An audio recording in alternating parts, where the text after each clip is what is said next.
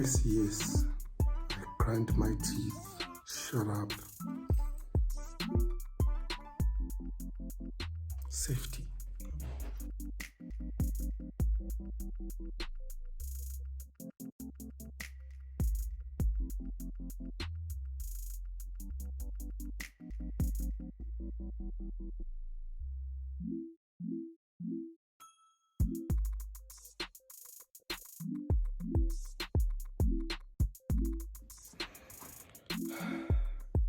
This is the mess that my kids made here, is all. It's 12 minutes after 7, and every week at this time, we look to start your day with an inspiring story by inviting onto the show someone who's overcome adversity, turned their life around, displayed resilience in the face of hardship, or survived against the odds. This week, our guest on My Amazing Life is Thula Mkhize, CEO and chairperson of Good Stories, an organization he set up after receiving his own positive diagnosis of HIV in 2009. Thula is a multi-award-winning social entrepreneur, CEO, speaker, MC, and fleet specialist. And he joins us now to tell us his story in his own words, taking a break from telling other people's stories today. Thula, good morning. Thanks so much for joining us. Good morning, Amy. How are you doing? I'm very well, thanks. How are you?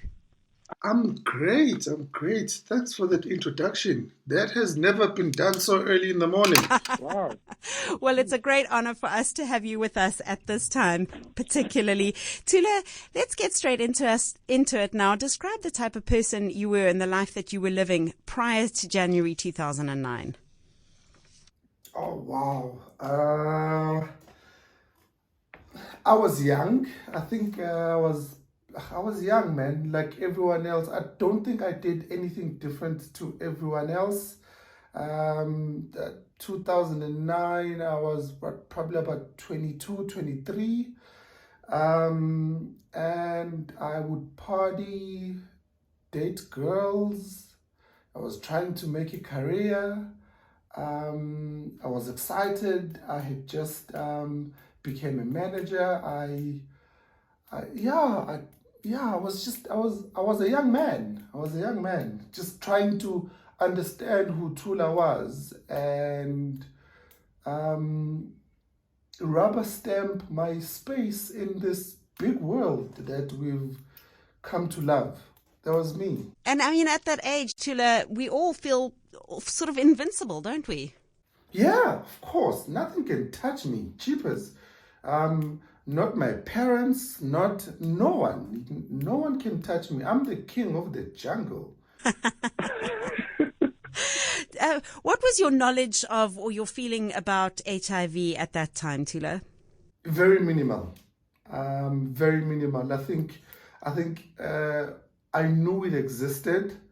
I knew there were options of living with it. I knew that if you had it, you could die. I knew that. Yeah, but it was very minimal. But I knew that it was scary though, because if you really look at the campaigns that we were running at the time, that's what we were told, that there's this big monster called HIV and stay away. So it wasn't a lot, Yeah, I mean, I think I remember my feeling as well about it in the early stages, and just knowing, as you say, that it's this monster, it's this thing that you absolutely don't want to be diagnosed with, and it's a death sentence. Pretty much, yes. Yeah, that's what it was. So what then led you to go and get tested? I gather you did it on a bit of a whim.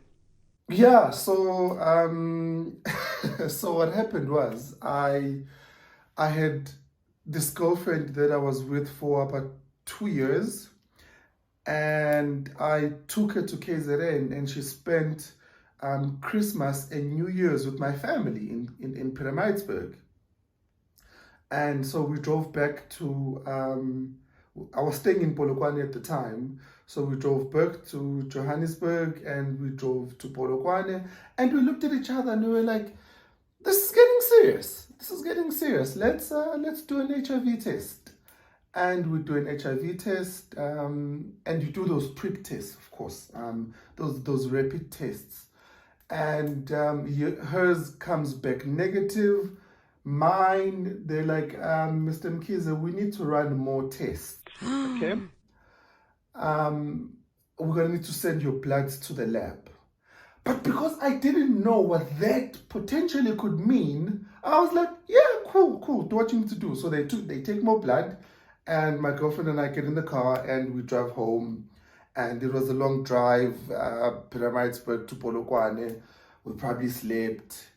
And a couple of days later, they phone me up and I go to the hospital, and they look at me and they say, it's confirmed, you're living with HIV. Phew. That's my story. And what was your initial feeling? I mean, that must be such a blow. I literally couldn't drive home. She had to drive us home because I was crying. Of course, the first thing I did when I got in the car, after crying for a good 5-10 minutes or maybe 30 minutes, I phoned my twin brother and I said to him, listen, man, I just found out that I am HIV positive. And I probably said HIV positive. I now say living with HIV, but at the time I said I was HIV positive. And then he cried with me, or even though he would, if he was here, he would say, he didn't cry. It's physically impossible for him to cry. His body just doesn't release any liquid. Yeah. So yeah, of course, he wouldn't have cried. I thought I was gonna die, and I think like I've got a twin, and I'm young, and my life was great. I had just become a manager. I was driving a Golf 5, things were great, and I was like, I can't die now. Like my life is so good. I can't die. And I think I cried about it for about a week. And eventually I said to myself, enough crying, I'm done. And I said to myself, okay, cool.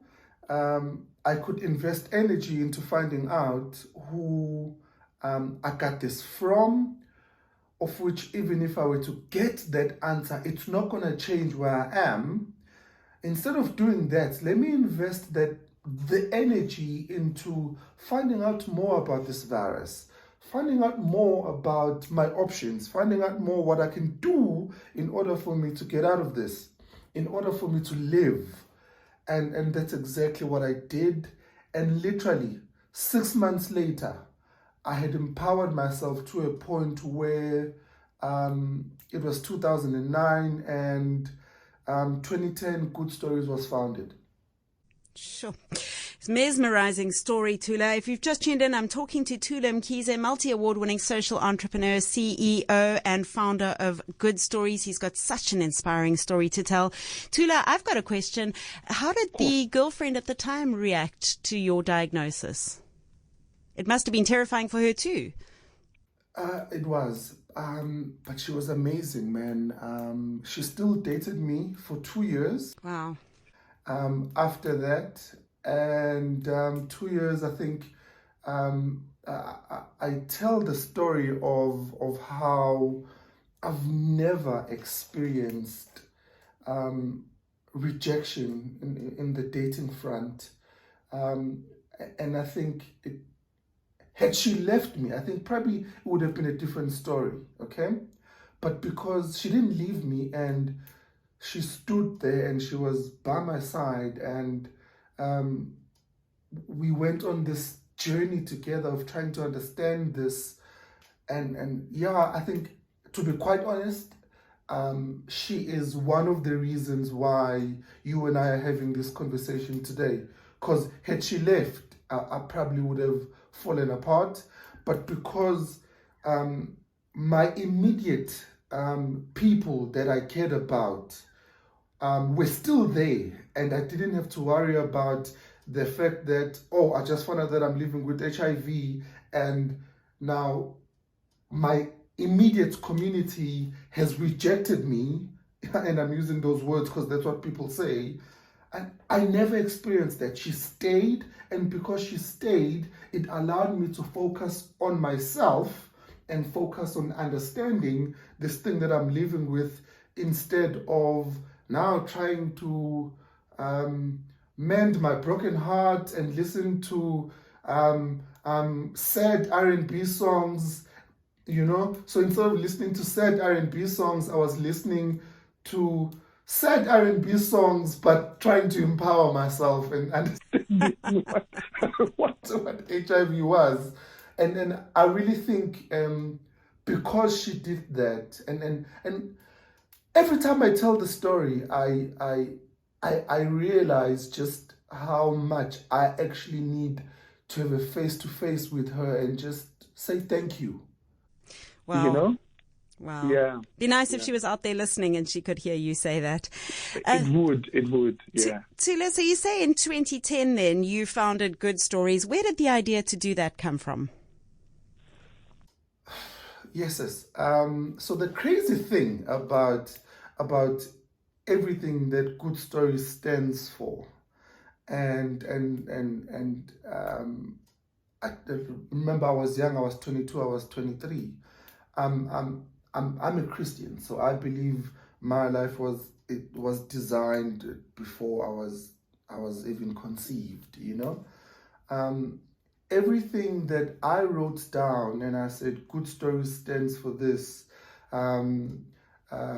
creating an HIV-friendly community, exposing people to positive stories around HIV, and making people understand that you can live a normal life, and you can be healthy, you can be successful. It shouldn't stop you from chasing your dreams.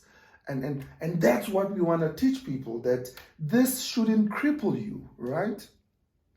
For sure. I was 22, 23 at the time. And the crazy thing is, everything that I wrote down, and I said everything Good Stories stands for, is actually my life today. And when I was writing it down, it was not about me. It was about I need to start this campaign. I need to expose people to the other side of HIV, because all that was there at the time was negativity. All that was there was people dying, was fear. And I'm like, no, I believe that there is something totally opposite to what we know now. I'm going to find it. I'm going to expose people to it. And the more that I went on this journey of trying to find this other side of HIV, it made me stronger mentally, and it made me want to go out and do more. And years later, we are multi-award winning. We've touched thousands, if not millions, of lives. It's just been an amazing journey, and I'm proud of the young man that I've become to be, all because of that dreadful day in 2009 when I found out that I was living with HIV.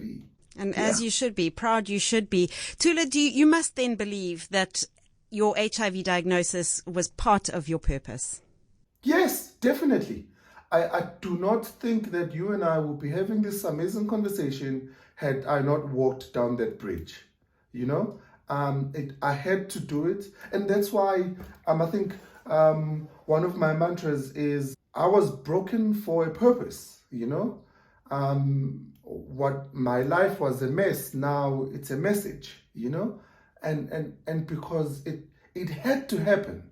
I had to go through it, and I had to rise above it for me to be at a point where I can speak with conviction, and it's not something that I've researched. It's not something that I've heard others say.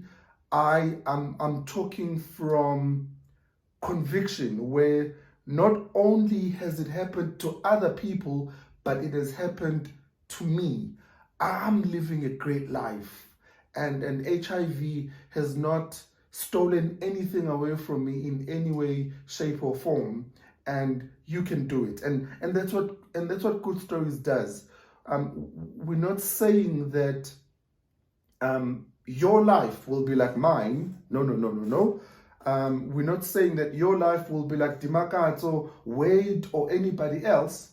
All we're saying is it's possible. Okay?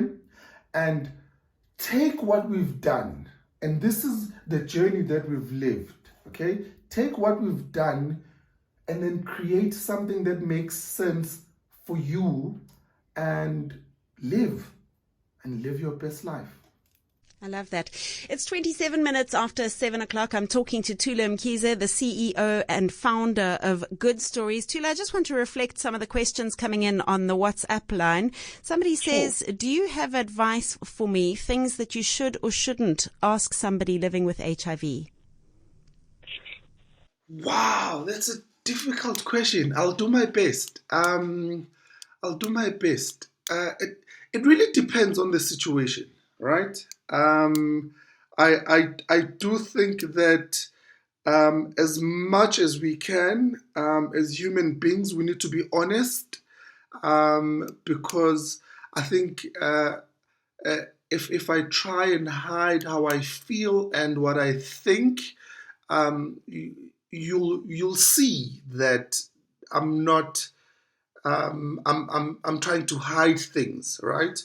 So ask the questions, no matter what it is. If it comes to your mind, ask it, right? But I think we always hear this, right? And treat people the way that you would like to be treated.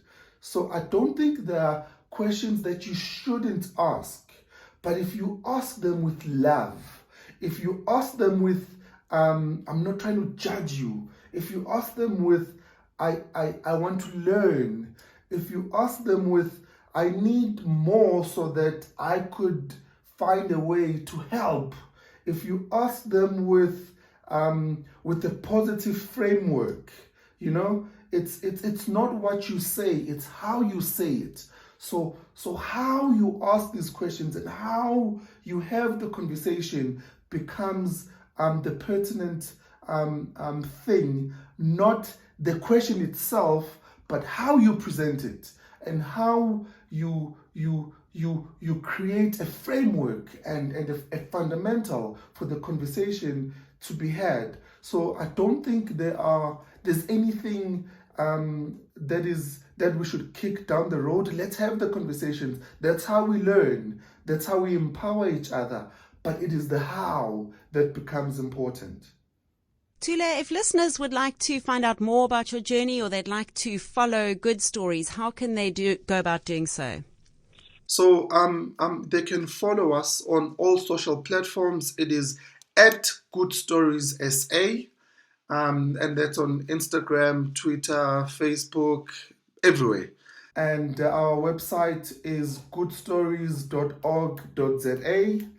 And if they need to get in touch with us, our WhatsApp line you can WhatsApp us or call us on 079 696 3386. Perfect. Any parting shots, Thula? Anything you'd like to say to our listeners or a message you'd like to give to other people maybe living with HIV? I think it's it's the same thing that I say all the time, that it's 2021 and a lot of us are still stuck in 1994. We have voted, we have and I use this very loosely, we've been emancipated and freed, but in our minds we are still enslaved by this virus, in the same way that it killed people in the 90s. It's 2021. It doesn't have to happen anymore. You don't need to die. You can live a normal life. You can have kids. you can have a great career, you can make money, you can be healthy, you don't need to be sick. Everything that you once thought was a possibility for your life, just because you are living with HIV doesn't mean that possibility has been taken away. And just the main thing that you need to do is start your ARVs. Start ARVs, that's 90% of the job, and 10% of it is to get your mind to a place of actually understanding that you're in 2021 and the possibilities are endless. No one needs to die. No one needs to get sick. Your family loves you, and you've got so much that you will contribute to the world. Wow, such amazing words from such an amazing man. And there's a WhatsApp from a listener saying, Thula's such an inspiration. Thank you. I thank you too, Thula Mkhize. What a lovely interview. Thank you for sharing your time with us this Saturday morning. Thank you so much, Amy, and thank you to your listeners for those kind words. I appreciate it. Thula Mkhize, CEO and founder of Good Stories, and you can follow that page at Good Stories on any of the social media platforms. Do yourself a favor, go and give them a follow today.